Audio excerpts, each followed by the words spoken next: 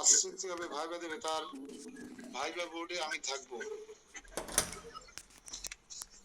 আর দীক্ষার হলে ডিউটি করার সুযোগ থাকবে আমার। খাতা দেখারও সুযোগ থাকবে আমার।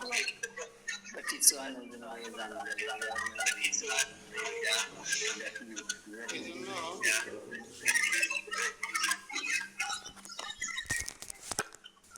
আপনার এই সুযোগটা কাজে লাগাবেন আশা করি। প্রাইভেট টিচার যদি হলের গার্ড দেয় তাহলে কি একটু সাহস বাড়ে নাকি? কার আইডি খোলা আছে?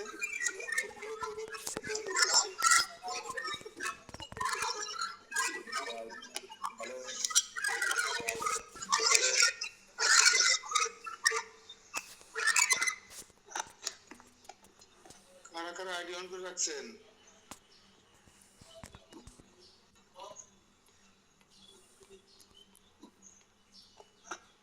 স্পিকার অন করার দরকার নেই।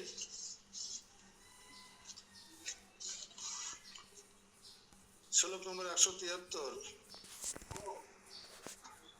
কথঞ্চিত ভগবৎ মাতা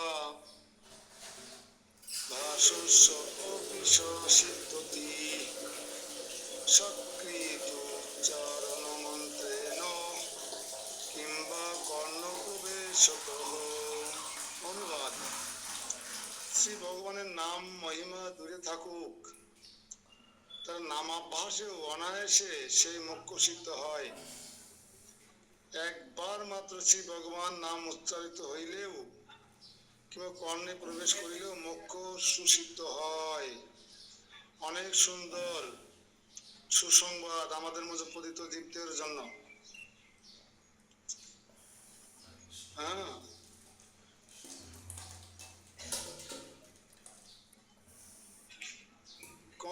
কথঞ্চিত ভগবত নাম অভ্যাস,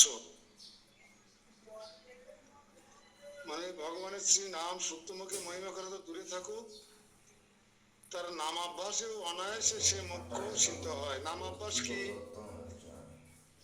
নামাভ্যাস কি বলেন খোদাই প্রভু? নামাভ্যাস কি?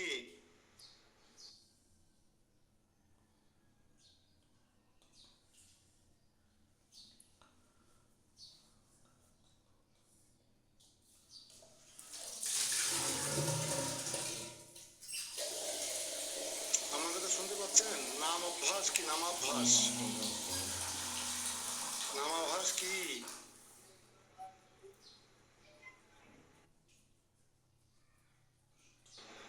দাদা বাবু, নামাভ্যাস। জপের 3টে স্তর আছে: অপরাধযুক্ত নাম, নামাভাস এবং শুদ্ধ নাম। তো নামাভাস ওই মাঝের ক্যাটাগরি আর কি, যেখানে কিছু ভুল ত্রুটি থাকে, শুদ্ধ নাম না। এটাই জানি। হরে কৃষ্ণ।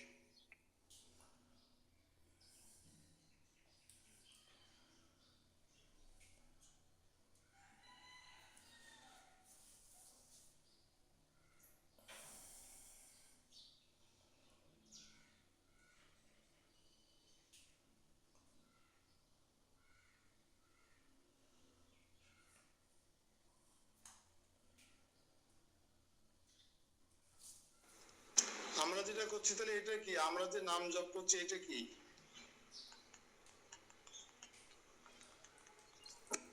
আমাদের অধিকাংশ ক্ষেত্রে অপরাধযুক্ত নামই হচ্ছে প্রভু। এটা কি নাম অভ্যাসের উপরে না নিচে? নিচে। ঠিক তাই।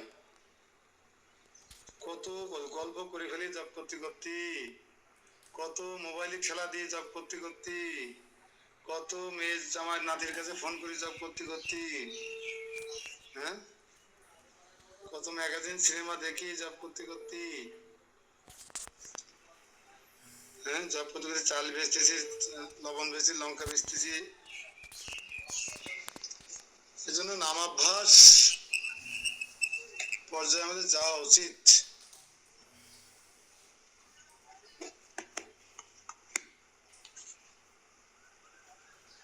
আমাদের তাতেও মোক্ষ লাভ হবে। একটা ভালো জায়গায় কিন্তু যেতে পারবেন, গিয়ে অলস জীবনযাপন করতে পারবেন, অলস জীবনযাপন।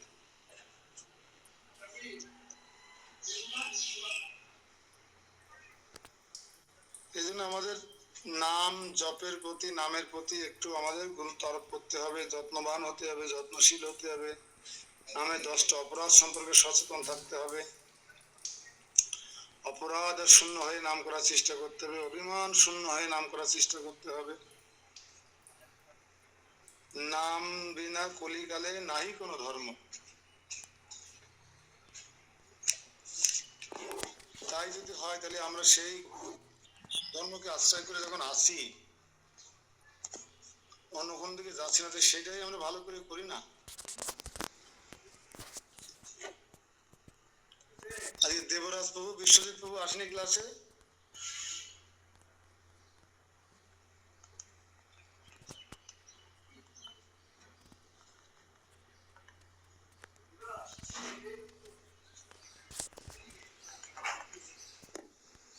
শ্লোক নম্বর 174 বলেন একজন।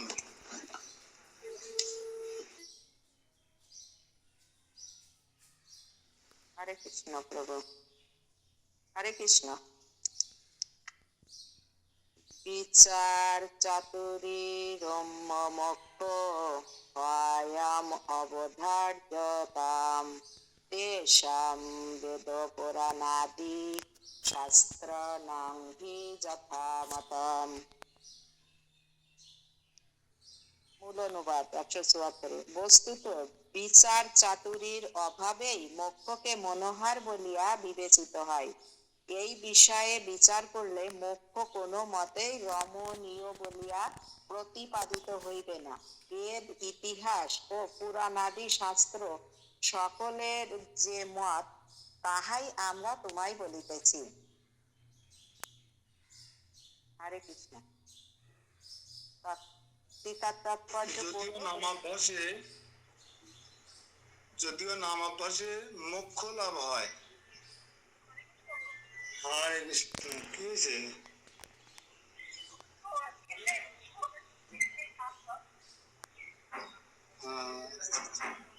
আপনি জয়েন করে থাকবেন।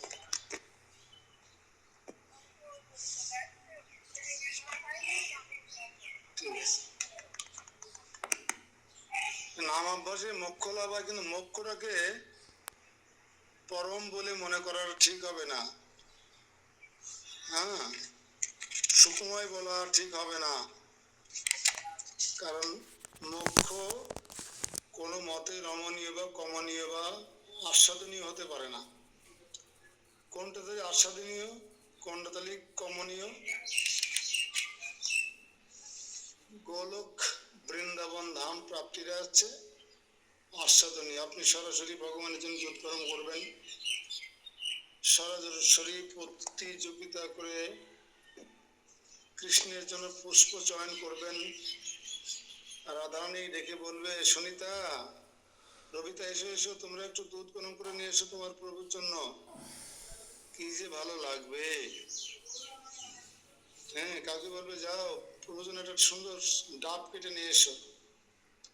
কাউকে বলবে, যাও প্রভু চরণ ধৌত করে দাও, তার পায়ে কুমকুম লাগিয়ে দাও।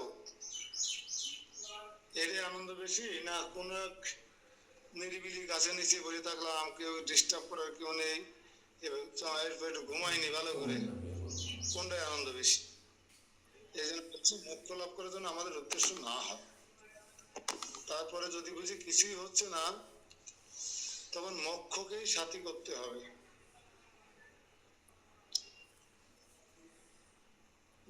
বৈকুণ্ঠ লোকে যেতে হবে। গোলকপতি হ্যাঁ, হরে কৃষ্ণ প্রভু। আমি আসলে বুঝতে পারলাম না যে আমরা প্রাপ্তি করতে, মানে আমাদের উদ্দেশ্য মোক্ষ প্রাপ্তি, বৈকুণ্ঠ ধাম প্রাপ্তি, আবার এখানে মানে আসলে পরিষ্কার হলো না, যদি আরেকটু বলতেন। আমাদের লক্ষ্য বৈকুণ্ঠ না, আমাদের মনুষ্য জীবনের চরম লক্ষ্য গোলক বৃন্দাবন ধাম। হ্যাঁ, কৃষ্ণ লোক প্রাপ্তি, কৃষ্ণ প্রেম প্রাপ্তি।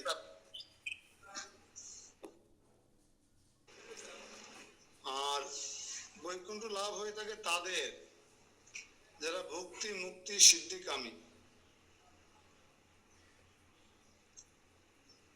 কিংবা যারা ভগবানের হাতে মৃত্যুবরণ করে, কিংবা যারা ভগবানকে দর্শন করতে করতে দেহ ত্যাগ করে, এরা হচ্ছে সাধুজ মুক্তি লাভ করে। কিন্তু আমাদের জীবনের উদ্দেশ্য মুখ্য মুক্তি মোক্ষ বা কোনো কিছু না, আমাদের উদ্দেশ্য হচ্ছে কৃষ্ণ প্রেম, পঞ্চম পুরুষার্থ, কৃষ্ণ লোক, গোলক বৃন্দাবন ধাম, ওই জায়গার বিষয় আমাদের চাই।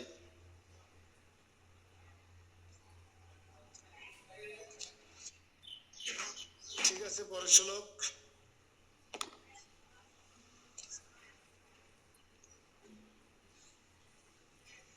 হরে কৃষ্ণ। শ্লোক নাম্বার 175। সহ অশেষ দুঃখ ধ্বংস বাহুবিদ্যা কর্মক্ষয় অথবা মায়াকৃতান্যথা রূপত্যাগাৎ সানুভবপি বা। অশেষ প্রকার দুঃখ ধ্বংসরূপ যে মোক্ষ অথবা অবিদ্যা ও কর্মের ক্ষয় রূপ যে মোক্ষ অথবা মায়াকৃত অন্যথারূপ পরিত্যাগের সানুভব রূপ যে মোক্ষ ইত্যাদির কোনো মোক্ষেই সুখ নাই। তাহলে যোগীগণ কি জন্য এই মুক্তির নিমিত্তে এত প্রয়াস স্বীকার করিয়া থাকেন? না, এটা হচ্ছে 75 নম্বর আছে। তাহাদের মত উপস্থিত করা হইতেছে। নৈয়ায়িক মতে 1 প্রকার দুঃখের আত্যন্তিক ধ্বংসরূপ মুক্তি। তাহাদের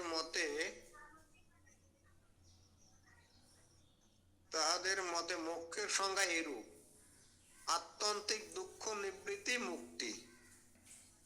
বৈদান্তিক দেশবাসীগণের মত এইরূপ: অবিদ্যা ও কর্মের ক্ষয়রূপ মোক্ষ। বৈশেষিক মীমাংসক ও সাংখ্যবাদীর মত আর উত্থাপন করিলাম না, কারণ তাহারা মোক্ষের যে লক্ষ্য নির্ধারণ করিয়াছেন তা অতি তুচ্ছতা হেতু অসিদ্ধ। পক্ষান্তরে বৈদান্তিকগণের মুখ্য বিবর্তবাদীর মতে সংসারিত রূপ মায়াকৃত অন্যতা রূপের পরিত্যাগের সানুভব রূপ মোক্ষ, যথা 2 স্কন্ধে। প্রভু মোক্ষের কয়েকটা সংজ্ঞা টঙ্গা বলছে, এগুলো একটু ব্যাখ্যা করার দরকার আছে। এগুলো আসলে লাইন বাই লাইন পড়লে আমরা একটু কর্কশ মনে হবে। মোক্ষ মানে কি জানো?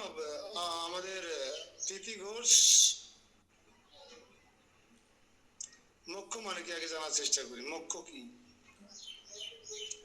তিথি ঘোষ, মনিরামপুর।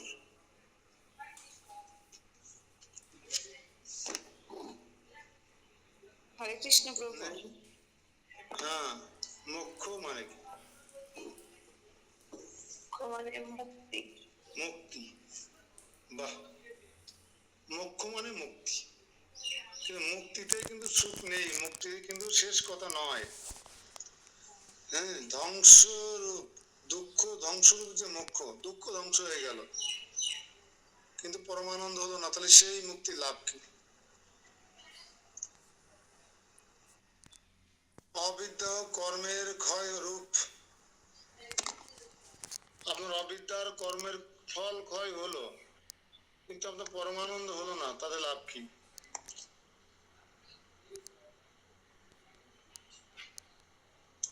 আপনার মায়া মুক্ত হলেন কিন্তু ভগবানের চরণ সেবা করার সুযোগ লাভ করতে পারলেন না, সে মোক্ষের লাভ কি? এজন্য বলছে আত্যন্তিক দুঃখ নিবৃত্তি আছে মুক্তি। অর্থাৎ আমরা যেগুলো ভোগ করছি এগুলো ত্যাগ করাকে মুক্তি বলে, কিন্তু তাতে ভক্তি কিংবা কৃষ্ণ প্রেম বা কৃষ্ণ প্রেম হিসেবে যুক্ত হওয়ার কোনো সুযোগ থাকছে না।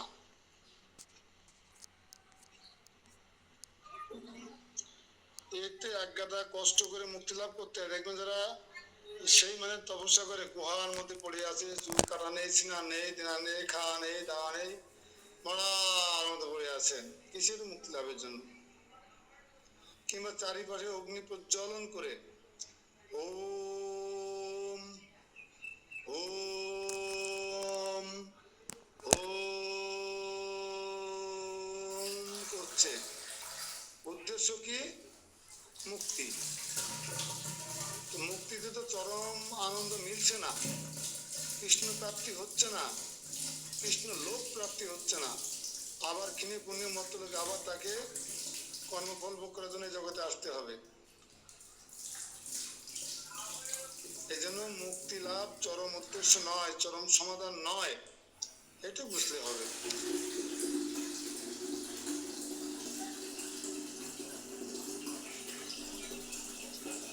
পরবর্তী শ্লোক ৭৬ নম্বর শ্লোক। তাড়াতাড়ি তপলোক থেকে জাতি বাল্লি বাঁচি। এই ভালো লাগতেছে না এসব মুক্তি চুক্তি নিয়ে আলোচনা করতে, এরকম আমরা চাই না। যে তরকারি আমার পছন্দ না সেই তরকারি প্রশংসা যদি কেউ আমার সামনে বারবার করে ভাল লাগবে? অন্য একজন পড়েন ৭৬ নম্বর শ্লোকটা পড়েন।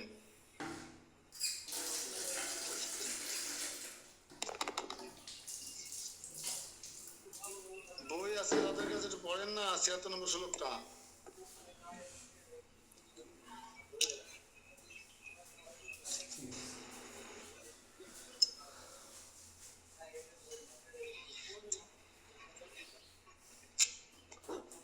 হ্যাঁ, বিচিকা দাসী, প্রিয়াঙ্কা, অঞ্জনা সবার কাছে বই আছে।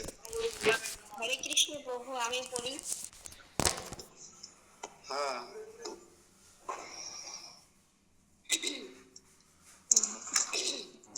জীব স্বরূপ ভূতস্য সচ্চিদানন্দ বস্তুনঃ সাক্ষাৎ অনুভবেনাপি সত্তাদৃক সুখম অল্পকম। মূলানুবাদ: জীব স্বরূপভূত জ্ঞানের দ্বারা সচ্চিদানন্দ বস্তু দর্শনে অতি অল্পই সুখ হইয়া থাকে, পরন্তু সচ্চিদানন্দ ঘন শ্রী ভগবৎচরণারবিন্দের সাক্ষাৎ অনুভবে যে সাগর সদৃশ ভক্তি সুখ উদ্গত হয়, তৎ তুলনায় মোক্ষ সুখ বিন্দুর ন্যায় কল্পিত হইয়া থাকে। এখানে আমরা ভক্তি শাস্ত্রে যারা করেছি তারা জানি, ব্রাহ্মণ তারাও জানি যে আমরাও আলোচনা করেছিলাম পেয়েছি যে এই যে মোক্ষ লাভ এটা ভগবানের সামনে লীন হয়ে যাওয়া, ভগবানের সাথে লীন, অস্তিত্ব থাকলো না, কোনো অস্তিত্বই থাকলো না।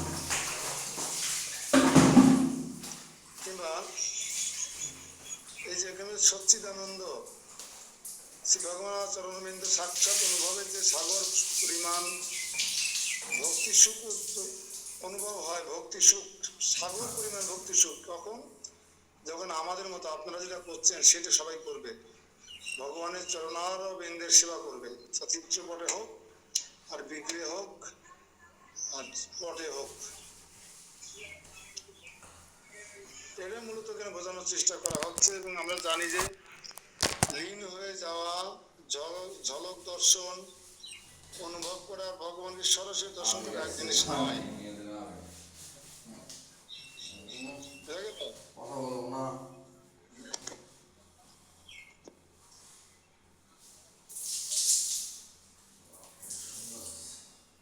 এই জন্য আমাদের উচিত সরাসরি ভগবানের বিগ্রহ, চিত্রপট বা পটে সেবা করা, সেবা আনন্দ, সেবা সুখ, ভক্তি সুখ আস্বাদন করা। চারিপাশে ১০০-২০০ মণ কাঠ জেলে মাঝখানে থেকে অঙ্গার হয়ে গেলেন শুধু একটু মুক্তি লাভের জন্য, হয়তো তপস্যা করছেন, হয়তো কোনো কারণে একটু ঝলক দর্শন পেলেন ভগবানকে, তার জন্য এত কষ্ট করতে হবে? তার জন্য কেন এত কষ্ট করতে হবে? শ্লোক নম্বর ৭৭, প্রেমা। হ্যাঁ প্রভু।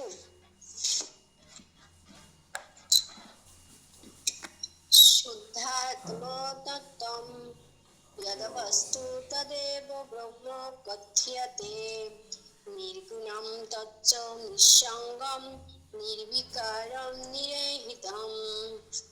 মূলানুবাদ। শুদ্ধ আত্মতত্ত্ব যে বস্তু, তাহাই ব্রহ্ম বলিয়া কথিত হয়, এবং সেই ব্রহ্ম নির্গুণ, নিঃসঙ্গ, নির্বিকার ও নিরোহিত বলিয়া সচ্চিদানন্দ ঘন হইতে পারেন না।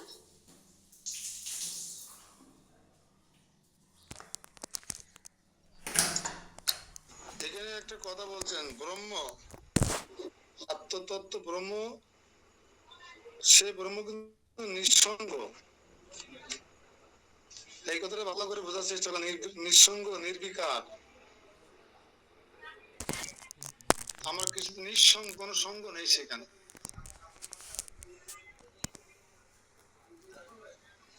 কিন্তু আমরা সঙ্গ ছাড়া করো না কো, ওই সঙ্গ বড় ভালোবাসে, সঙ্গ ছাড়া করো না কো। আমরা সঙ্গ ছাড়া থাকতে পারি না। সঙ্গ বড় ভালোবাসে, এই জন্য প্রতিদিন আমরা সঙ্গ করি, 365 দিন আমরা সঙ্গ করি। বলেন সাথী মাতাজি, পুরুতোষ প্রভু।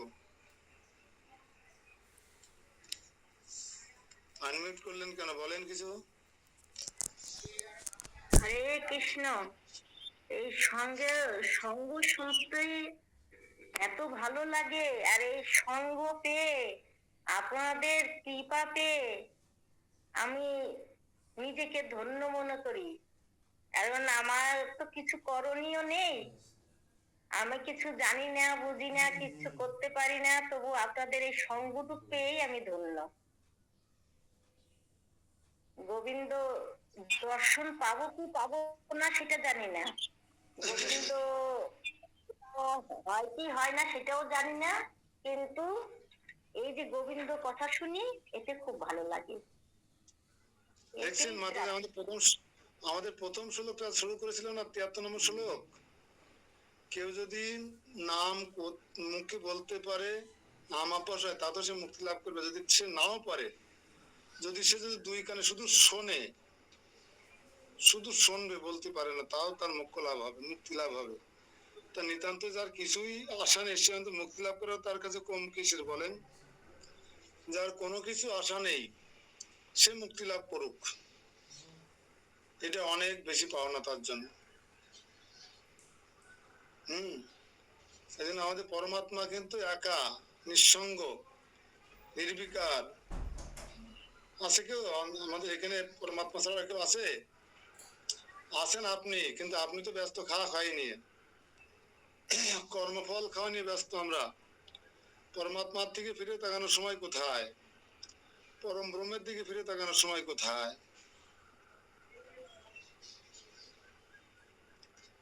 একই ডালে দুটো পাখি, একটা আত্মা, একটা পরমাত্মা। পরমাত্মা আপনার গার্জিয়ান, পরম মঙ্গলকারী, হিতকারী, আপনার পরম বন্ধু। সেই ইশারায় বুঝিয়ে দিতে চাই, ওটা না এটা, এটা না ওইটা, কিন্তু আমরা তাতে তাকানোর সময় না, আমরা ফল খেয়েই যাচ্ছি, ফল খেয়েই যাচ্ছি, ফল খেয়েই যাচ্ছি। আশেপাশে কি আছে তাকে দেখার চেষ্টা করি না। এই জন্য পরমাত্মার সাথে থাকার শর্ত, তার নির্দেশ আদেশ পালন করার সুযোগ আমরা পাই না। যদি পেতাম তাহলে অনেক উন্নত মানের ভগবানের মতো হতে পারতাম।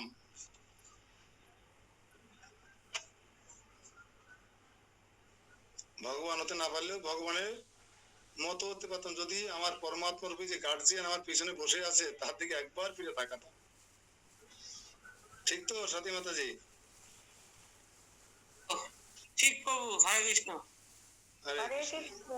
হ্যাঁ হ্যাঁ, ঠিক তো অবশ্যই প্রভু, ঠিক তো অবশ্যই। আমরা এই কর্মফল বলেন। এই জগতের সুখেই আমরা ব্যস্ত থাকি। আমরা না, আমি থাকি, আমি এই জগতের সুখ নিয়েই তো আছি। জগতের সুখে, জগতের কি সুখে প্রোগ্রেস হয়েছে মাতাজি, মাতাজির কত প্রোগ্রেস হয়েছে। মাতাজি এখন পণ্যের কথা বলে না। হ্যাঁ, একাদশী, আমি একাদশী, আর সবাই ঠিক আছে, আমি একাদশী। হ্যাঁ হ্যাঁ, এই যে মনোভাব, এটা অনেক ভালো ফিলোসফি। না আমি মরবো 7 ঘর নিয়ে মরবো, এরকম না। না, আমি তো অনেক কথা শুনি না। এখন আপনাদের ওই বৈষ্ণব ভিতরে থাকতে পারে সে বহিরঙ্গে কি থাকলো না থাকলো সেটা তো আমি জানি, আমি দেখলে বুঝতে পারবো না, কিন্তু অন্তরঙ্গে সে কি তার ভাব আমি কি করে জানবো? অন্তরঙ্গ ভাব তো আমি জানি না, বহিরঙ্গ দেখে তো অন্তরঙ্গ বিচার করা যাবে না। সেই জন্য আমি আমার কথা বলতে পারি যে আমি তো সংসার সুখেই ব্যস্ত আছি, সংসার সুখে। সবসময় নিজেকে নিজেকে দোষারোপ করতে হবে, নিজের দোষটা তুলে ধরতে হবে। আমি আপনার হয়তো ক্লাসে শুনেছেন কিনা, আমি প্রায় বলি যে সারাদিন দোষ দর্শন করবেন, সারাদিন দোষ দেখবেন, সারাদিন নিন্দা করবেন, এটা খুব ভালো ধর্ম। সারাদিন নিন্দা করবেন আর সারাদিন মানুষ দোষ দর্শন করবেন, দোষ কি কি দোষ আছে সারাদিন নিন্দা করবেন, ভালো না এটা? হ্যাঁ, কারণ নিন্দুকের মাধ্যমে তো নিজেকে পরিবর্তন করা যায়। নিন্দা যদি শোনা যায়, নিন্দুকের নিজের নিন্দা যদি নিজে করা যায়, তাহলে তো নিজের শুনতে চেয়েছিলাম আমি যে সারাদিন নিন্দা করবেন, তবে অন্যের নয়, নিজের। নিজের নিন্দা করতে হবে। সারাদিন দোষ দর্শন করবেন, সারাদিন দোষ দেখবেন, কি কি দোষ আছে, সে দোষটা কার দর্শন করবেন? নিজের, অন্যের নয়। তাহলে ঠিক আছে। যাক, আপনি বুঝতে পেরে যাচ্ছেন। আমাদের ক্লাসগুলো অনেকে প্রথম ঢুকে একটু তাল মিলাতে পারে না, কিন্তু আপনি তালে এসে গেছেন মোটামুটি, এখন উপলব্ধি করার মতো হয়ে গেছে। যেমন আমাদের তিথি মাতা যে দ্বিতীয় ক্লাসে অংশগ্রহণ করেছেন, ফোন খোলা থাকতে টেনে উঠায় ওই, আর যদি আমার ভয়তে ফোন বন্ধ করে রাখে তাহলে আমার আর কিছু করার নেই, তাহলে বাড়ি ধরে মারবে। 78 নম্বর শ্লোকে পড়েন একজন, 78।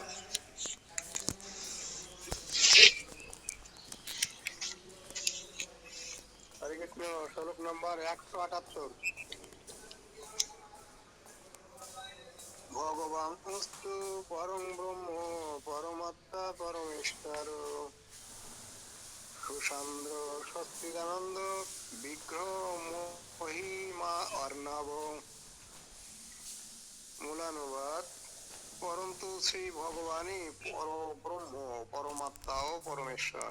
তিনি পরম ঘন সচ্চিদানন্দ বিগ্রহ এবং বিবিধ মহিমার অর্ণব স্বরূপ। তাৎপর্যটা একটু পড়ে যান। তাৎপর্য: আচ্ছা, তাহলে সান্দ্র শোকানুভব কিরূপে হইবে? ভগবত ভক্তি প্রভাবে সম্পাদিত হইবে, ইহাই 4টি শ্লোকে বিবৃত হইবে।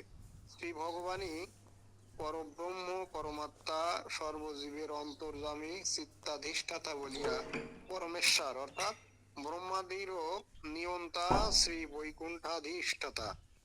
অতএব পরম ঘন সচ্চিদানন্দ বিগ্রহ এবং অচিন্ত অদ্ভুত বিবিধ মহত্বের অর্ণব স্বরূপ, স্থির ও অপার গম্ভীর আশ্রয় স্বরূপ। এইরূপে ভগবানেও কখনো কখনো পরব্রহ্ম শব্দের প্রয়োগ দেখা যায়। যেমন পরম ব্রহ্ম পরম ধাম আপনি একমাত্র, ওই একটা শ্লোক আছে গীতায়, সেটা বলছে।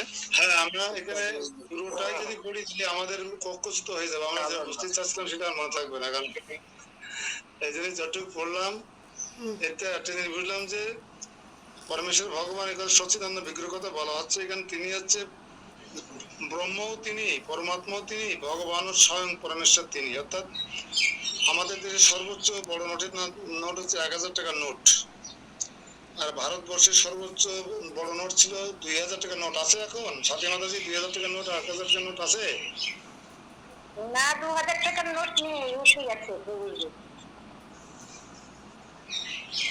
তাহলে আমাদের বাংলাদেশের সর্বোচ্চ 1000 টাকার নোট। এই 1000 টাকার নোটের মধ্যে 500 টাকা আছে না, 200 টাকা আছে না, 100 টাকা আছে না, 50 টাকা আছে না, 20 টাকা, 10 টাকা, 5 টাকা, 2 টাকা, 1 টাকা আছে কিনা?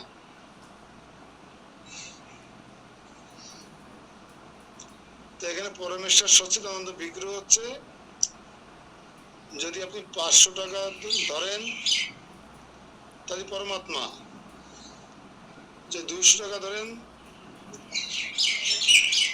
তাহলে পরম ব্রহ্ম। তাহলে সবকিছুর মধ্যে 1000 টাকার মধ্যে সব প্রকার নোট আছে, ভাঙায় দেখেন না দোকানে গিয়ে।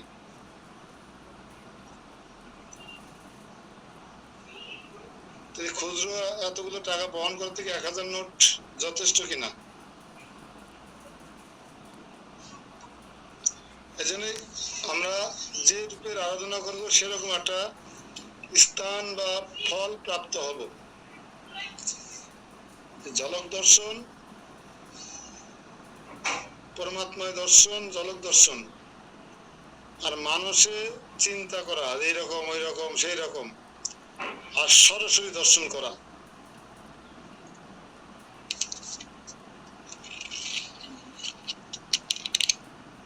এই জন্য আমরা তখনই পরম সুখ অনুভব করবো যখন দেখবো যে সরাসরি আপনি ভগবানের প্রেম হিসেবে যুক্ত হতে পেরেছি, ইচ্ছে মতো ভগবানের চরণ থেকে শুরু করে নখবিন্দু থেকে শুরু করে মস্তক পর্যন্ত সব দর্শন করতে পারছি। তখন মনে করেন যে আপনি চরম সুখ উপভোগ করার সুযোগ পেয়ে গেছেন। শ্লোক নম্বর 79।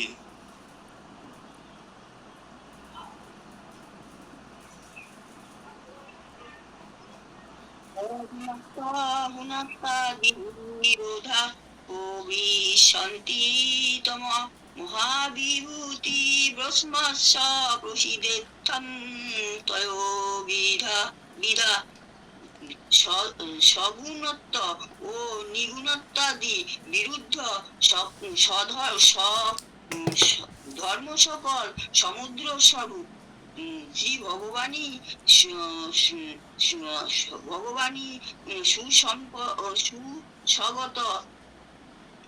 সুসম্মত হয়। ভগবানের মহা বিভূতি রূপে এই ব্রহ্মের প্রসিদ্ধি। এই রূপী শ্রী ভগবান ও ব্রহ্মের ভেদ। ব্রহ্মই জীব ভগবানের মহাবিভূতি রূপ বলিয়াই জানিতে হইবে। মহাবিভূতি কি?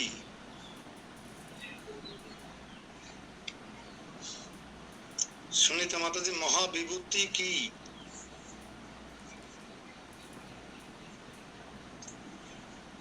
অর্জুন কিন্তু মহাবিভূতি দেখেছিলেন, আনন্দ পায়নি, ভয় পেয়েছিলেন।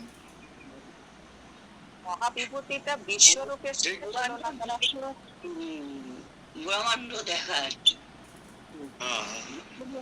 কারণ বিশ্বরূপ দর্শন করে অটোমেটিক্যালি কিন্তু ভয় পেয়ে গেছিলেন অর্জুন, আনন্দ পায়নি। আমরা যে বাসিয়ালারে দেখি এভাবে বাসি দাঁড়িয়ে আছে গার্লফ্রেন্ড নিয়ে, রাধা শ্যাম সুন্দর, রাধা মদন মোহন, রাধা গোবিন্দ, এই রূপ দেখে কি আমরা ভয় পাই? মনোহর রূপ, মনোহর রূপ, মনকে হরণ করে। মনে যেন রাধারানকে সরাই দিয়ে আমি পাশে গিয়ে দাঁড়াই নাকি? মনোহর রূপ। এজন্য বিরাট রূপ যারা দর্শন করতে চান, বিরাট রূপ বোঝেন, যারা পরম ব্রহ্ম বা নতুন, যারা ভগবানের একম অস্তিত্ব বিশ্বাস করেন, বিরাট রূপ মানে পাহাড়টাকে ভগবান মনে করে, আকাশটাকে ভগবান মস্তক মনে করে, পাতাল হচ্ছে ভগবানের চরণ, হ্যাঁ এরকম আছে তো, বিরাট রূপের বর্ণনা আছে এরকম। এই জন্য আমাদেরকে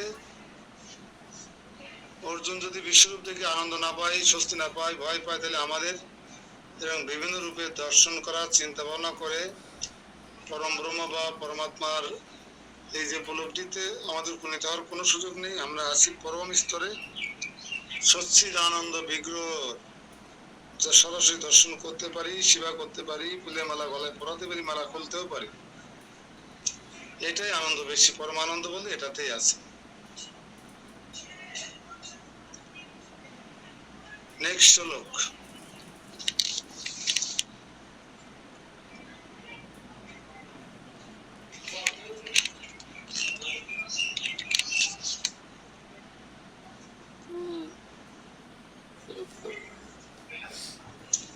আর পরম ব্রহ্মের উপলব্ধিটা কেমন?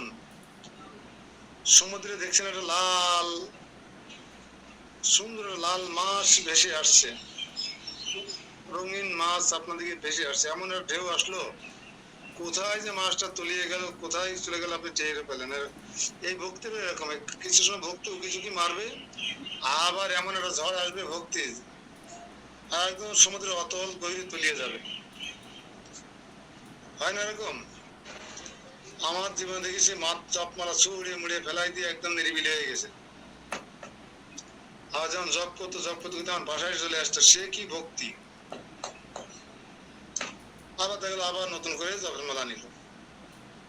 তার মানে কেদের ভক্তিটা সমুদ্রের ঢেউয়ের মতন। কিন্তু আমাদের কেমন হতে হবে?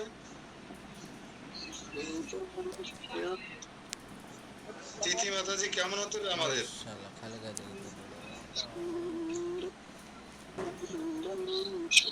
শরতে নদীর জল কেমন থাকে? পুকুরের জল কেমন থাকে? ঢেউ। প্রভু আমাদের হতে হবে একেবারে শান্ত। ওই তো শরতে সমুদ্রে যমুনার জল যেমন শান্ত থাকে, পুকুরের জল যেমন স্থির থাকে, সেমন স্থির হতে হবে। চিত্ত স্থির হবে, সকলে সহিব, একান্তে ভজিব হরি। টিকা আর টিকা, এত টিকা বললে আমাদের মাথায় ঢুকবে না।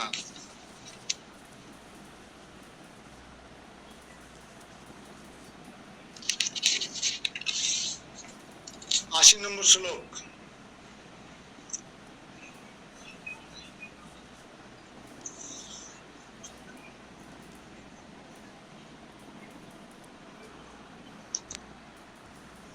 অতঃ সানন্দ্র সুকম তস্য শ্রীমত পদম্বুজম অয়ম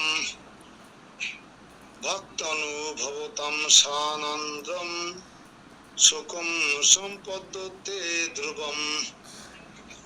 অতএব শ্রীমৎ ভগবত পদ পদ্ম যুগলি ঘন সুখ স্বরূপ, যে যাই বলেন না কেন, আর সেই সুখ ভক্তিতেই অনুভব হয়, ভক্তি দ্বারা অনুভব করতে হয়। অর্থাৎ যিনি ভক্তি দ্বারা ভগবত মাধুর্য অনুভব করেন, তিনি নিশ্চয়ই নিবিড় সুখ প্রাপ্ত হয়েন। কি দিয়ে ভগবানকে উপলব্ধি করতে হবে? জ্ঞান দিয়ে, কর্ম দিয়ে, টাকা দিয়ে, অনুমীক্ষণ যন্ত্র দিয়ে, না ভক্তি দিয়ে? ভক্তি দিয়ে। তাহলে সমস্ত পন্থা আছে, যত পন্থা আছে ভগবানের সঙ্গে সম্বন্ধ করার, সবচেয়ে শ্রেষ্ঠ পন্থা আছে ভক্তি যোগ বা ভক্তির পন্থা।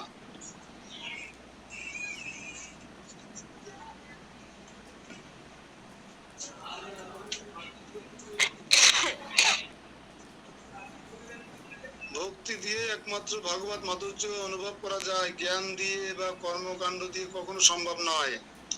তাই বলছে জ্ঞান কাণ্ড কর্মকাণ্ড কেবল বিষ্ণু ভাণ্ড, অমৃত ভাবিয়া যেবা খায়। তিথি বলো, তিথি আনমিউট করেছে কেন বলো? আমার ভুল হয়ে গেছে, মানে হাতে টাচ লেগেছে। ঠিক আছে।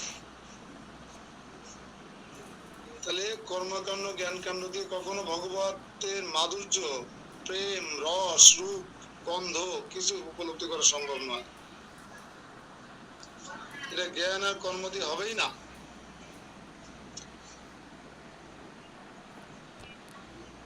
তাদের কাছে অমৃত ভাবিয়া বিষ পান করার মতন হয়ে যাবে। নিজের জ্ঞান দিয়ে যদি ভগবানকে উপলব্ধি করতে চান, বুঝতে চান, শাস্ত্র চক্ষু দিয়ে যদি না দেখতে চান, তাহলে কিন্তু আপনি ইক্ষু ভাবিয়া কাষ্ট চষিলি মন কেমনে পাইবি মিঠি। মিঠি কেমন হবে যদি ভেবে কাঠ চষা হয়? তাই বলছে ব্রহ্মানুভবের সুখ হইতে ভক্তির অধিকাধিক সুখ অনুভব হইয়া থাকে। কারণ যে বোঝা যায় না, যে বস্তু সানন্দ্র দ্বারা অনুভব, সানন্দ্র সুখী হইয়া থাকে। অতএব সে মহৎ ভগবত পাদরবিন্দ দ্বন্দ্ব পরম শুভযুক্ত সান্দ্র সুখ ঘন বলিয়া পণ্ডিতগণ নিশ্চিত করিয়াছেন। যথা এক দেশে স্থিত নিজের স্বকীয় প্রভা দ্বারা সকল বিশ্বব্যাপী হইয়া থাকে, তত পরম ব্রহ্ম সবিশেষ অর্থাৎ এক দেব মূর্তি দেশভর্তি হইয়া নিজ শক্তি দ্বারা যুগপৎ অখিল জগৎ রূপে প্রকাশ হইতেছেন।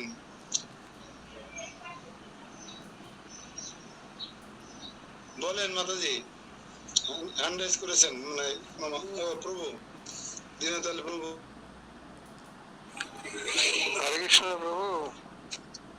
কালকে গীতা পড়ার সময় এক জায়গায় প্রভুপাদের তাৎপর্য দেখেছি যে ভক্তির সাথে জ্ঞানটারও দরকার, দুটোর সংমিশ্রণ। তা না হলে শুধু ভক্তি হলেই সহজিয়ার মধ্যে চলে যাওয়ার সম্ভাবনা থাকে, আর যদি শুধু জ্ঞান হয় ভক্তি না থাকে তাহলে সেটা মায়াবাদের রূপ নেয়, এরকম দেখেছিলাম। হরে কৃষ্ণ। জ্ঞান মিশ্রিতা ভক্তি হতে হবে, জ্ঞান মিশ্রিতা ভক্তি। কালকে আমি বলেছিলাম যে যেমন গোল আলু না হলে যেমন সব তরকারি টেস্ট আসে না, এই জন্য বলতে আপনি সবকিছুর মধ্যে ভক্তিকে যুক্ত করুন, ঠিক আছে না? আপনি জ্ঞান আহরণ করছেন ওর সাথে ভক্তিকে যুক্ত করুন, আপনি কর্ম করছেন তার সাথে ভক্তিকে যুক্ত করুন, আপনি সংসার করছেন তার সাথে কৃষ্ণকে যুক্ত করুন। হ্যাঁ, ভক্তিটাকে যুক্ত রাখুন, তাহলে ওইটা যে জ্ঞান মিশ্রিত ভক্তি হবে। শুধু জ্ঞানী হলেও জ্বালা আছে, আর শুধু ভক্ত হলেও জ্বালা আছে। আর এটা ভগবত গীতাতে সুন্দর করে ফিলোসফি দেওয়া আছে।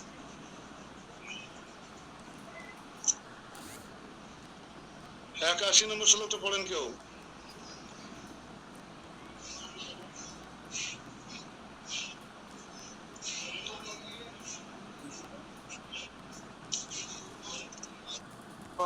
সুখাধারো শর্করা পিণ্ড মতম শ্রীকৃষ্ণ চরণ দন্দং সুখং ব্রহ্ম তু কেবলম। শ্রীকৃষ্ণের শ্রীচরণ যুগল শর্করা পিণ্ডের ন্যায় সুখের আধার, আর ব্রহ্ম কেবল সুখ মাত্র, সুখের আধার নয়। শ্রীকৃষ্ণের শ্রীচরণ আধার।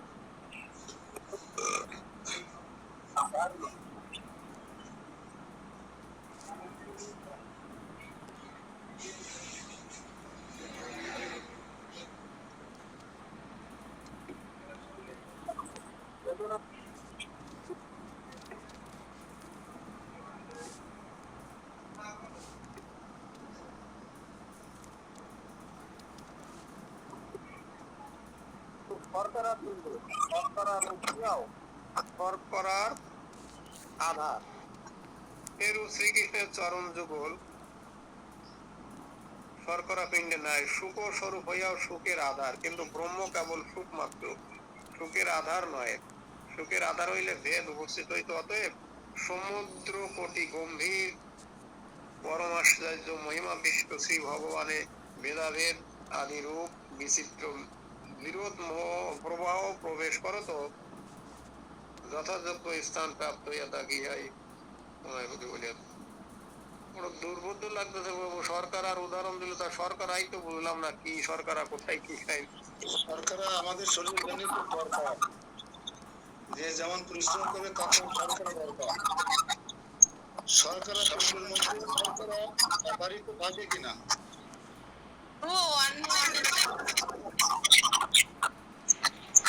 গ্রুপ ইন্ডিয়া স্পিকার অন আছে মনে হয়, এই জন্য কিছু বলে গেলাম। অন্নে এবং আলুতে অনেক শর্করা থাকে, এই জন্য এক বস্তা আলুর মধ্যে সরকার স্টক আছে কি নেই। ঠিক বলা যাচ্ছে কিনা চরণ যুগল সেরকম ভক্তি রসের গোডাউন, আর সহজ করে বললাম গোডাউন, ভান্ডার, ঠিক আছে। এবার ছোটখাটো আলু বা সরকার উদাহরণ না দিয়ে হচ্ছে, যেমন আমাদের বাংলাদেশে কোল্ড স্টোরে অগণিত আলু থাকে, স্টোর থাকে, তাহলে সরকারের স্টোর না, কিন্তু তো ছোটখাটো ব্যাপার।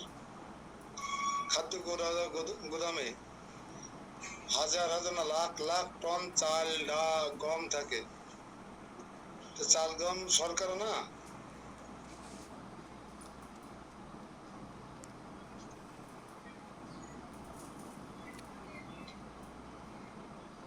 এই জন্য সকল কিছুর আধার কৃষ্ণ, সকল সুখের আধারও কৃষ্ণ, সকল আনন্দের উৎসও কৃষ্ণ, সকল দেহের দুঃখের কারণও কৃষ্ণ, সকলের পরমানন্দের কারণই কৃষ্ণ। সবকিছুর কেন্দ্র হচ্ছে কৃষ্ণ, আধার।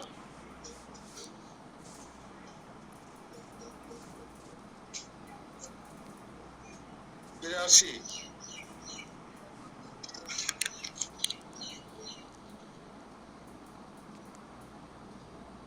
দেরি করেন না, শুরু করেন।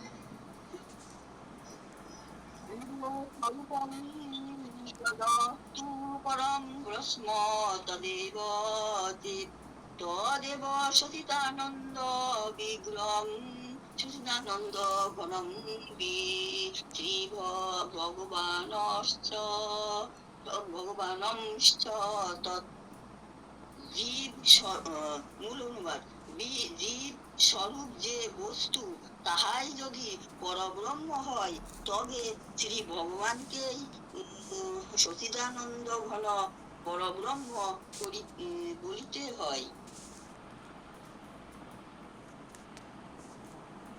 আলোচনা করে যাচ্ছি, কঠিন একটা জায়গা, বড় নিরস মনে হচ্ছে। এই পরম ব্রহ্ম পরমাত্মা, এই ব্রহ্ম টম্ম এগুলা খুব আমার যায় না, আমি খুব টেস্ট পাই না এসব জায়গায়। হ্যাঁ, দেখেন বলছে এইরূপ সিদ্ধান্ত স্থিরত থাকিলেও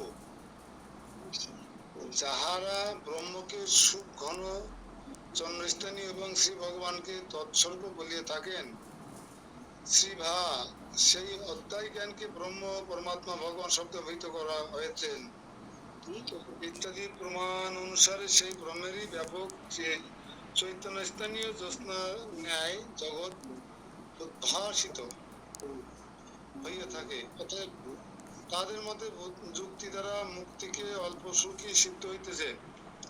তাদের সিদ্ধান্তের উপর আরো বলিতেছে, শ্রবণ করো, যে বস্তু জীবন স্বরূপ তাই যদি ব্রহ্ম হয় তবে শ্রী ভগবানই সচ্চিদানন্দ ঘন পরম ব্রহ্ম বলিয়া জানিবে। আমরা যদি ব্রহ্ম হই তাহলে ভগবান আছে পরম ব্রহ্ম, এটাতে কোনো ডাউট নাই। কিন্তু ভগবান আছে পরম। 83 নম্বর শ্লোকটা পড়ে আজকে শেষ করবো, একটু শারীরিক ভাবে খারাপ লাগছে, পড়েন একজন।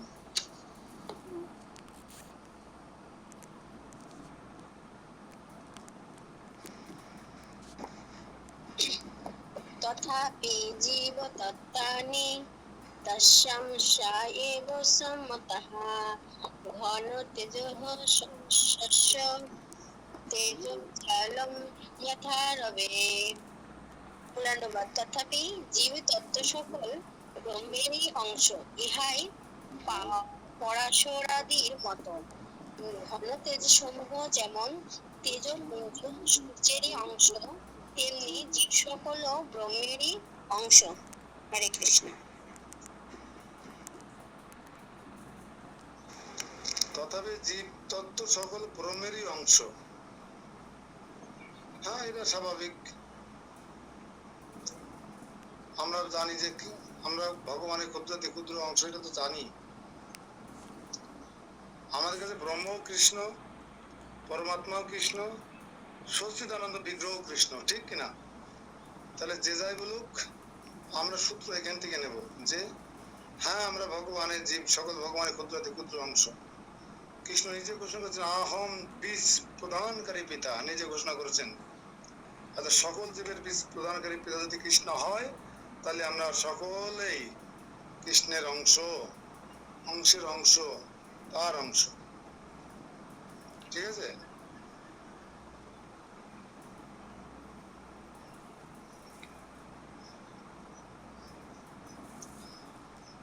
এখানে আমি বিশ্রাম রাখছি আজকে।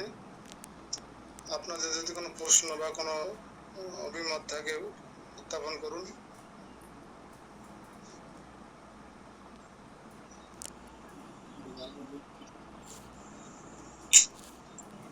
হরে কৃষ্ণ প্রভুজি। আমার একটা প্রশ্ন ছিল যে বলো বলো। নাম অপরাধ সময়ে যদি কেউ দেহত্যাগ করে তবে তার কি গতি হবে, এটা জানতে চাইছি।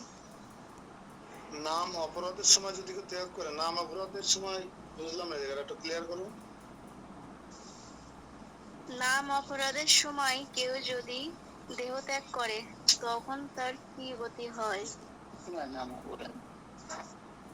দাদাবাবু বলেন তো কি বুঝলেন, আমার একটু বোঝাই দেন।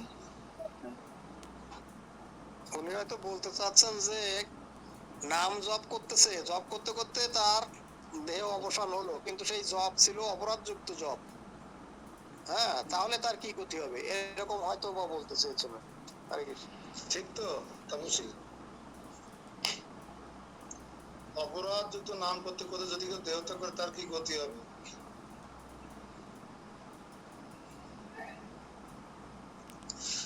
আসলে সে ভগবানের তরফ থেকে সুন্দরভাবে পুরস্কৃত হবেন।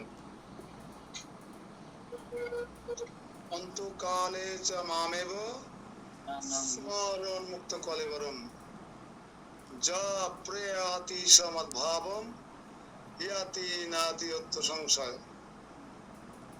তো অন্তিমকালে যিনি আমার নাম গ্রহণ করতে করতে দেহত্যাগ করবেন, তিনি তৎক্ষণাৎ আমার ধাম প্রাপ্ত হবেন। হ্যাঁ, তিনি পরম গতি লাভ করবেন। যদি অন্তিম কালে হয়, কৃষ্ণ হরে কৃষ্ণ হরে কৃষ্ণ কৃষ্ণ কৃষ্ণ হরে হরে হরে রাম রাম রাম হরে হরে, শেষ। যদি কিনা এরকম হয়,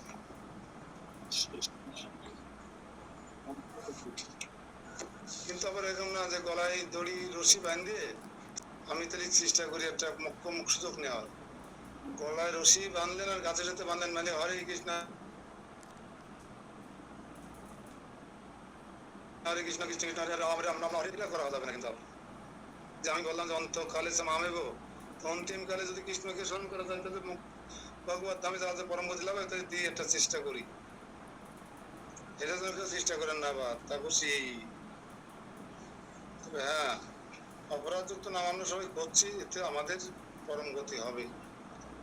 সুযোগ থাকবে ভালো জায়গায় যাওয়ার, ভালো পরিবারে যাওয়ার, ভালো জায়গায় যাই। এই জীবনে যদি আমরা ভগবত ধামে ফিরে যেতে নাও পারি, অন্তত বৈষ্ণব পরিবারে, ভক্ত পরিবারে, কৃষ্ণ ভক্ত পরিবারে আমার জন্ম হবে। এগুলো আমাদের ছোট ছোট ছেলেপেলেরা কিভাবে দৌড়ে বেড়াচ্ছে, প্রসাদ খাচ্ছে, দৌড়ে বেড়াচ্ছে। বলেন অপু বাবু। হরে কৃষ্ণ প্রভু।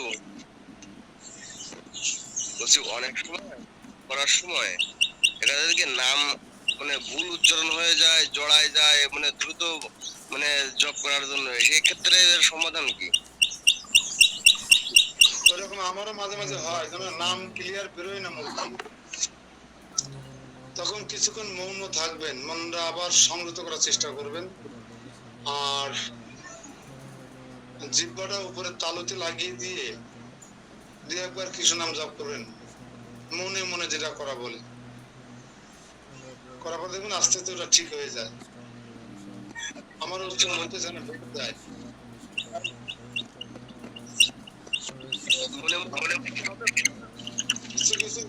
কিছু সময় মৌন থাকলে আর ভগবানকে একটু প্রার্থনা করলে ওরা ঠিক হয়ে যায়।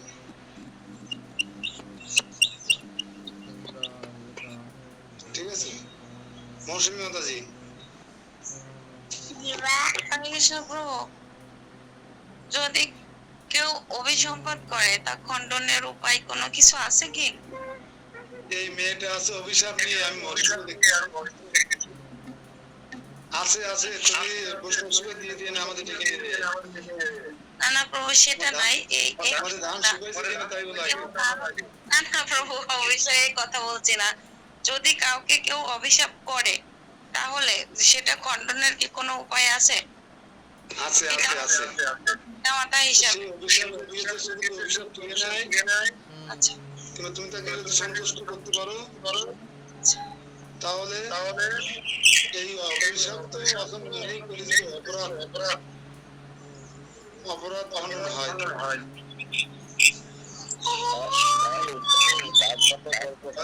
ঝড়ে কলা গাছ পড়ে গেছে আর কেয়ামতি বেড়ে গেছে, তা আমার অবস্থা হচ্ছে সেরকম। আমি তোমাকে বলে ফেলেছি তোমার ধান আজ ভেসে যাক, ভিজে যাক, আর ওই দিন তো বর্ষার দিন ছিল।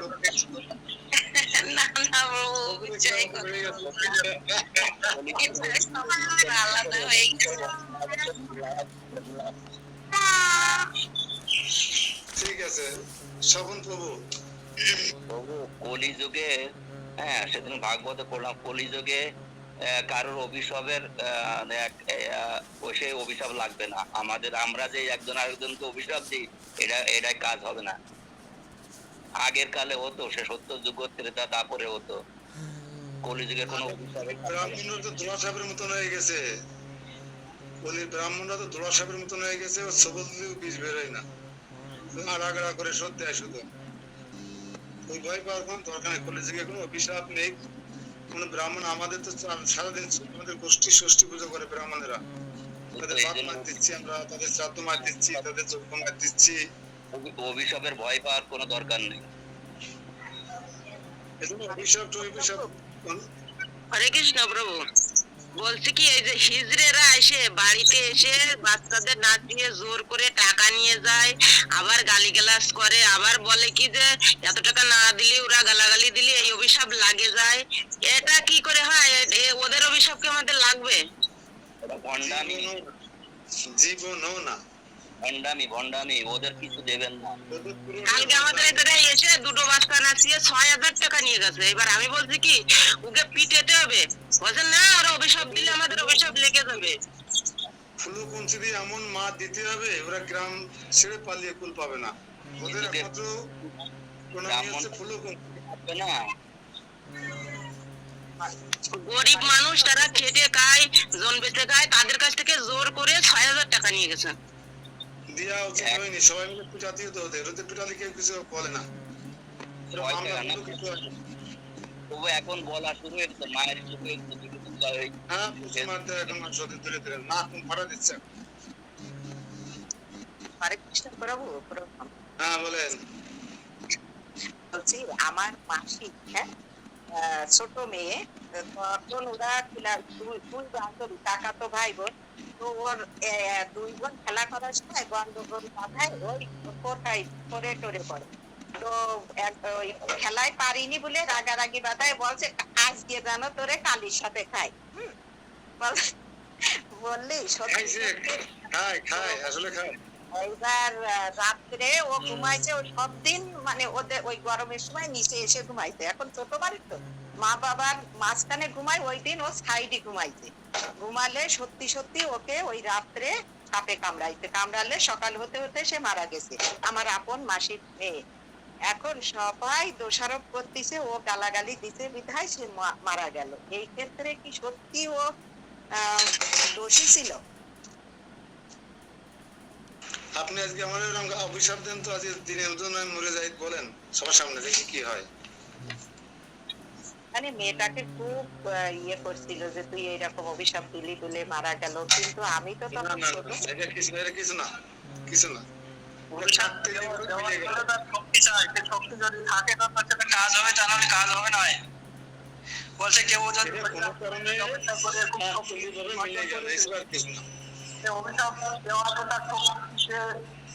ওর অভিশাপ না দিলেও মারা যেত। ভক্তি করে রাখবে, তপস্যা করো না। ওইটা সবাই বলছিল।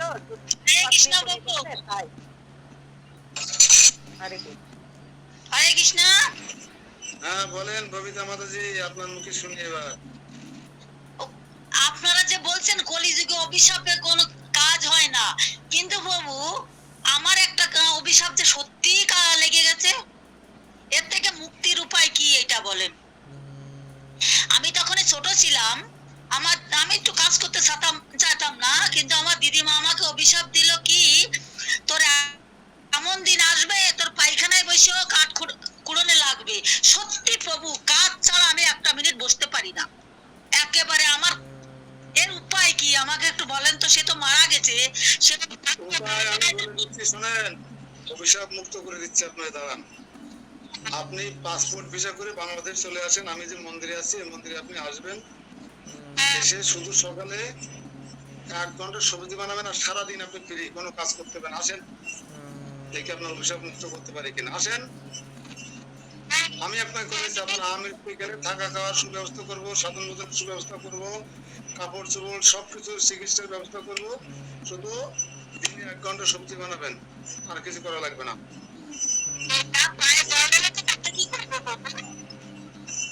উনি ওনার জঙ্গল থেকে ওটা মুক্ত চান। আপনারা তো বলেন যে স্বামী স্ত্রী একসঙ্গেই থাকা দরকার, বা তাহলে তাকে তো আমার ছেড়েই যেতে হবে, কি করে? আরে স্বামী যদি আসামি হয় তাহলে নয়, স্বামী যদি স্বামীর মতো হয় তাহলে ঠিক আছে, স্বামী যদি রামের মতো হয় তাহলে ঠিক আছে, স্বামী যদি আসামি হয় তাহলে নয়। শুনছে না তো প্রভু, শুনছে না তো আমার কথা? স্বামী সেবা করে ভগবান ধামে যাওয়া যায়, তবে সেই স্বামী হতে হবে রামের মতো স্বামী। এটা আপনারা বলেন না কেন? হ্যাঁ, বিয়ে করলে স্বামী হয়ে যায় নাকি? সংসার করলে স্বামী হয়ে যায়? টাকা দিয়ে শাড়ি দিয়ে স্বামী হয়ে যায়? আসামি কারা? সেই হচ্ছে স্বামী, সেই হচ্ছে স্বামী যে আমার আপনাকে সংসার রূপ অন্ধ মার্গ থেকে উদ্ধার করবে, ভগবত ধামে ফিরিয়ে যাওয়ার মার্গ দেখাবে, পথ দেখবে, সে হচ্ছে স্বামী। আর সব আসামি। খাতি করতে দিলে মহাজন হওয়া যায়, স্বামী হওয়া যায় না। ওরা সবাই মহাজন, স্বামী নয়। যারা মনে করছেন আপনাদের খারাপ করাচ্ছে, আশ্রয় দিচ্ছে, কাছে মহাজন, স্বামী না। স্বামী সেবা করে সেই পিতা পিতা নয়, সেই মাতা মাতা নয়, সেই স্বামী স্বামী নয়। আপনি যাকে ঠিক আসতে চাচ্ছেন না, সে আপনাকে তো আপনার সামনে তো মহামায়ার দাঁড়ায় আছে সামনে করে, ওই মায়া অতিক্রম করে দেখুন, আপনাকে বাথরুমে বসে সেবা করতে হবে না। 1 ঘন্টা সবজি বানাবেন আর নাচবেন, গাবেন আর খাবেন। আসেন, আমি আপনাকে রাখবো এখানে।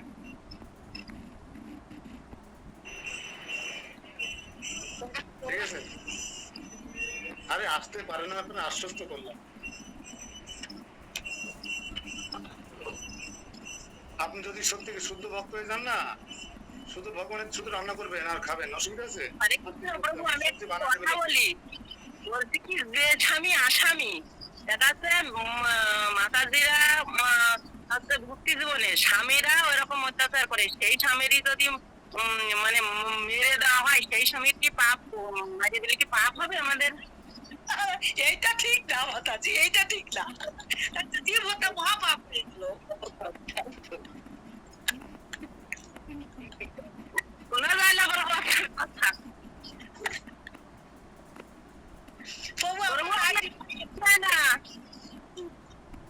হরে কৃষ্ণ মাতাজি, আপনি কৃষ্ণ তো মাটা তো চলে গেলেন। অনেক সময় যেতে হয়, অত্যাচারের গুটোয় জর্জরিত হয়ে যেতে হচ্ছে। প্রভু আপনার মিউট করা আছে। প্রভু আপনার কথা কিছুই শুনতে পারেনি, আপনার মিউট করা আছে। ওরে এসব কথা বলতে যায় না মুখে, পাপ পাপ, জীবনটা মহাপাপ। এত বড় সিদ্ধান্ত নিতে হবে না। আপনি দুটো চিমটি দিয়ে দেবেন, গোপনে দুটো চিমটি দিয়ে দেবেন, মারবেন না। তাপসী ভয় পেয়ে গেছে এই কথা শুনে। মেরেছে কলসের কানা, তাই বলে কি প্রেম দেব না? আপনি প্রেম দিয়ে জয় করুন না। এই ভক্তি প্রেমে আসতে চাচ্ছে না, তাহলে কি করে প্রেম দিয়ে জয় করতে এটাকে? বাহ্যিক জীবনের প্রেম চাচ্ছে। হরে কৃষ্ণ মাতাজি, বাহ্যিক জীবনে প্রেম চাচ্ছে, আর ত্যাগ স্বীকার করেন, একটা বিয়ে দিয়ে দেন সুন্দরী মেয়ে দেখে তার সাথে। 15-20 বছর ধৈর্য ধরতে হবে। আর তার শরীরে বল কমতি সুযোগ দেবেন না। শরীরে যে আসরিক বল আছে, শরীরে যে আসরিক বল আছে, এটা কমার জন্য সুযোগ দেবেন না।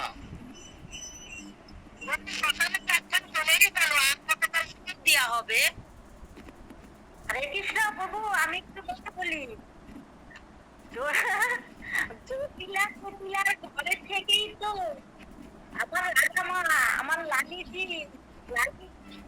মা, কি সুন্দর রাধা গোবিন্দের সেবা করেছে, সারাক্ষণ গোবিন্দের সেবায় বিরত ছিল। জটিলে কুটিলে ঘরে থাকলেই তো ভালো, সেবায় আরো ভালো হয়। একজন যদি গোবিন্দ ভক্ত বিবাদী হয়, তাহলে যে উল্টো দিকে যে থাকে রাধামা, সে রাধামার গোবিন্দ দর্শন অতি তাড়াতাড়ি হবে। কারণ জ্বালায় জ্বালায় কৃষ্ণকে তাড়াতাড়ি পাওয়া যাবে, সহজ সরল পথে অত তাড়াতাড়ি পাওয়া যায় না। সেই কারণে দামি জিনিস আর ভালো জিনিস অনেক কষ্ট করে কিনতে হয়। দাম দিয়ে কিনেছি বাংলা, একটা গান আছে না, 71 সালে কত দাম দিয়ে আমরা বাংলাদেশকে জয় করেছি। 30 লক্ষ শহীদের রক্তের বিনিময়ে আর 2.5 লক্ষ মা বোনের ইজ্জতের বিনিময়ে বাংলাদেশ। তাহলে বাংলাদেশ কত মূল্যবান আমাদের কাছে, যে এমনি কেউ আমাদের দিয়ে যেত, তাহলে এত সুখ পেতাম না আমরা। ঠিক আছে, আমাদের ভগবানের ঘন্টা দিয়ে দিয়েছে, ভগবানের দর্শন করতে যাবো। সবাইকে কৃষ্ণ প্রীতির শুভেচ্ছা। আমার কথা দুটোই, কেউ যেন স্বামীর মাথায় বাড়িতে বাড়ি মারবেন না, তবে অ্যাভয়েড করতে পারেন আর একটা বিয়ে দিয়ে দিতে পারেন।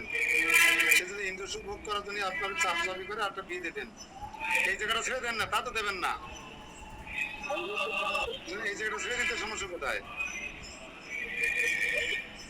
ওটাই করতে পারবো না, কালই তো বিয়ে করে বিয়ে দেওয়া হবে, আবার বিয়ে করতেও চাই না। নিজে হাতে বিয়ে দেন, নিজে হাতে বিয়ে দেন, সমস্যা কোথায়?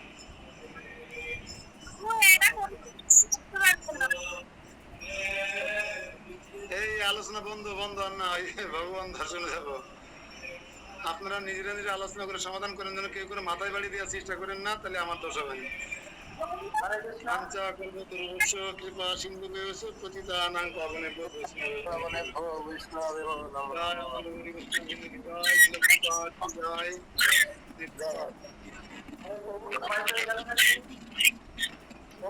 নিত্যং ভগবতং শিবক্লাস সকল ভক্তবৃন্দ কি জয়।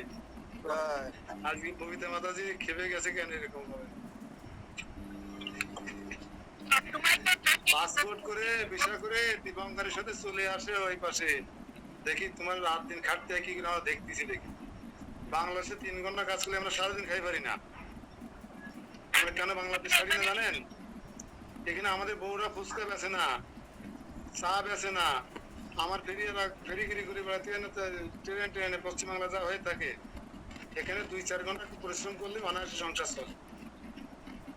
এই জন্য অনেকে মার খেয়ে আমরা বাংলাদেশ ছাড়তে চাই না। ঠিক তো কৃষ্ণবাবু? এই যে আমি এখন ইন্ডিয়া যাবো, এখন ইন্ডিয়া যাবো, আমাকে ডাব বেচতে হবে, নাই অটো চালাতে হবে, তাহলে আমার সংসার চলবে না। আমার বউকে দর্জির কাজ করতে হবে, নাই অন্যের বাড়িতে কাজ করতে হবে, তাহলে সংসার চলবে না। কিন্তু এখানে আমার বউ কিছুই করে না, আমার ছেলে কিছু করে না, ভাগ্নে কিছু করে না, সংসার ফ্ল্যাট বাড়িতে ভাড়া থাকে এমনি চলে যায়। কিভাবে চলে যায়? বাংলাদেশের লক্ষ্মী আছে, কিন্তু পশ্চিমবাংলার লক্ষ্মী ছাড়া। তাই আপনি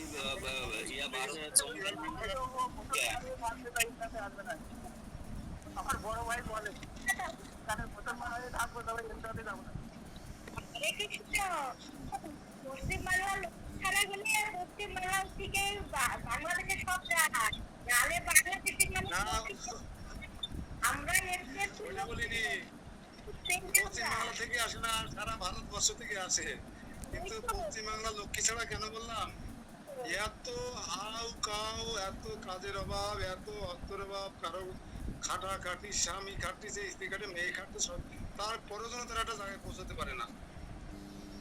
সকালবেলায় 7টা ট্রেনে উঠবেন, বসবেন, সকাল 8টার সময় কাটোয়া লোকাল ধরবেন, বিষ্ণুপুরিয়া থেকে বুঝবেন যে মানুষ কি কারণে কলকাতায় যাচ্ছে।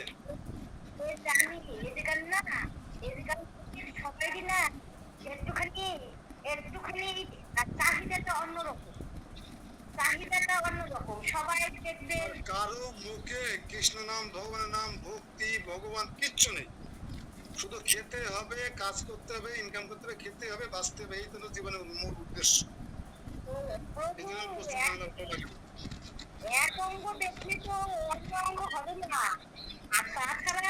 এখন মা লক্ষ্মী চলে গেছে, মমতা বেগম এখন আইসে নারায়ণ, দেখা যাক কি হয়। আপনাদের ভাগ্যের শিখে ছেড়ে কিনা দেখা যাক, আশা করি ভালো কিছু হবে।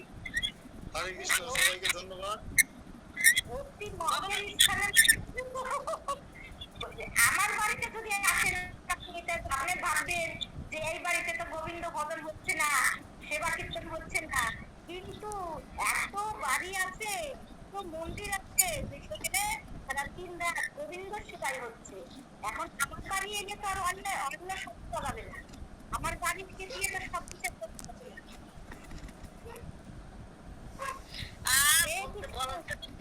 কিন্তু কিন্তু বললে তো কুরুক্ষেত্র যুদ্ধ হবে, তার জন্য চুপচাপ সবাই বলে, আমি চুপচাপ।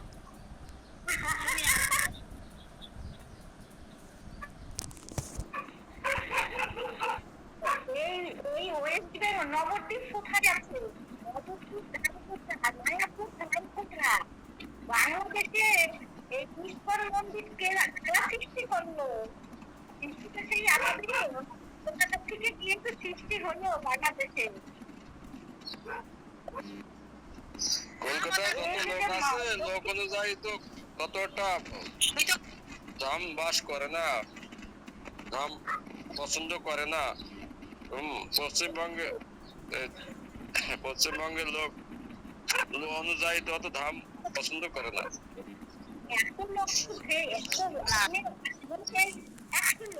একশো লোকের মধ্যে